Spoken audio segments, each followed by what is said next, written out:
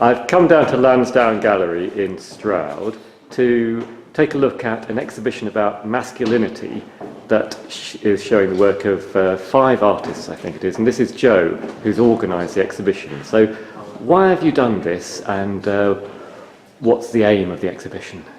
Okay, so I'm a member of the Global Peace Party, and we were organising events for International Women's Day, and when I googled, it came up an historic International Men's Day on the 7th of February. So I thought, what a good idea to do a mirror exhibition and cabaret, as is happening for the women's event in March. Hi, so what's your name and what's the piece that you're going to tell us about? My name's Senan Clifford. I'm not particularly an artist, but I was attracted to this event because I'm involved in men's work and particularly interested in the idea of masculinity. When Josiette mentioned International Men's Day, I hadn't actually heard of it. I knew International Women's Day was on the 8th of March, and when she said this was in February, I just thought brilliant. And something that I've always wanted to do, I think is relevant, would be to have a big phallus on display. And when I mentioned it to Josiette, she was shocked. I think it's particularly relevant at the moment because this is my sort of response to the hashtag #MeToo whole issue around masculine shame that I think is prevalent at the moment.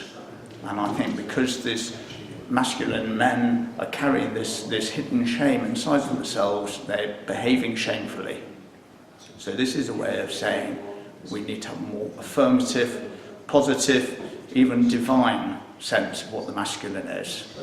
So my name's Dave Crane. I'm a local artist and writer, various other hats as well that I wear.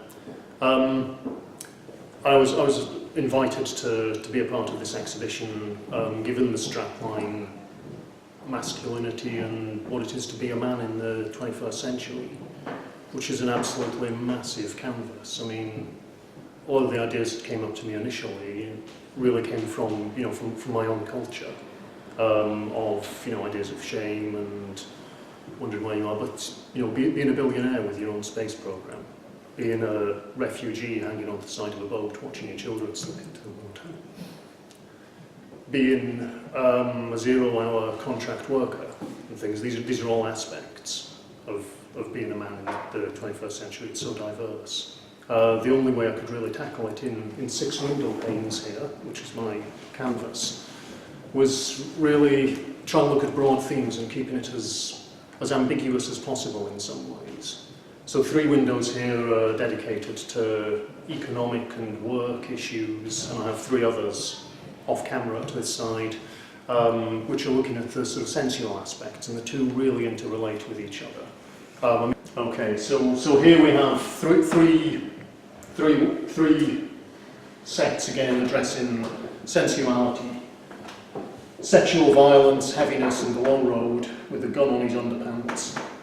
A dissociated voyeur whose heart area is missing entirely. These site-specific things are always a nice challenge. When I saw this gap in the windows where the little thing is and thought, how can I actually make this work? His feet not touching the ground, and moving on to sort of liberate the entire body as a sensual organ, as a complete image of masculinity. It's not really there yet. I really struggled with this one. Parts of the body are there. He's only got one leg, one hand, sort of pushing through the glass almost. It's a work in progress. Right, I'm James Milroy. I was invited to be in this exhibition by Jo. She'd seen some of my illustration work.